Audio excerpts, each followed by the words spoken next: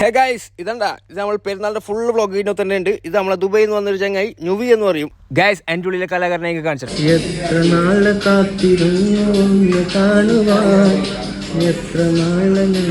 അവിടുന്ന് മുടുക്കുന്നതിന്റെ പുറത്തിറക്കി നേരെ ഡ്രസ്സ് എടുക്കാൻ പോയി. ഗൈസ് ഒടുക്കത്തെ ആളായത് കാരണം കിട്ടിയതെന്ന് വെച്ചാൽ അവും കൊണ്ടങ്ങ് നേരെ വീട്ടിലേക്ക് ഇസ്തിരിയൊക്കെ ഇട്ട് നേരെ പള്ളിയിലേക്ക് പോയി. കാരണം 4-5 മണിയായി. അത് കഴിഞ്ഞ് പിന്നെ തിരിച്ചു വന്നുള്ളത് സ്വാഭാവികം. എന്താ പ്രവാസിയുടെ ഉറക്കം കഴിഞ്ഞ് എണീച്ച് പിന്നെ എന്തെങ്കിലും തിന്നാ പിന്നെ ഫോട്ടോ എടുക്കാം. എന്റെ പുതിയ ഷൂ കാണിച്ചിട്ടില്ല ഗൈസ്. ഇതിപ്പോ ഇങ്ങനെ കാണിച്ചില്ല, കൈമുട്ടി കാണിച്ചാൽ പറ്റുമോ? പുതിയ ഷൂ. ആ കൂളിംഗ് ഗ്ലാസ് ഒന്ന് തിരിച്ചു തന്നായിരുന്നെങ്കിൽ. ഗൈസ് കിട്ടി, കൂളിംഗ് ഗ്ലാസ് തിരിച്ചിട്ടി. ആദ്യമായിട്ടാണ് ഗൈസ് കൊടുത്ത സാധനം തിരിച്ചിട്ടുന്നത്. ഭാഗ്യമുണ്ട്.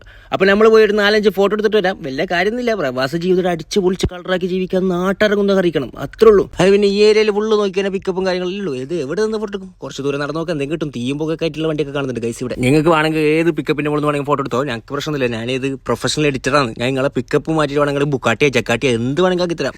വെറുതെ ഇങ്ങനെ ഇരുന്ന് തള്ളി കൊടുക്കുക. വീട്ടിൽ പൊട്ടന്മാരെല്ലാം വിശ്വസിച്ച് ആക്കി തരുമെന്നൊക്കെ ചോദിച്ചിട്ടുണ്ട്. ഞാനൊരു വലിയ സംഭവം അല്ലേ, വേറെ ആരും ഇല്ലെങ്കിൽ.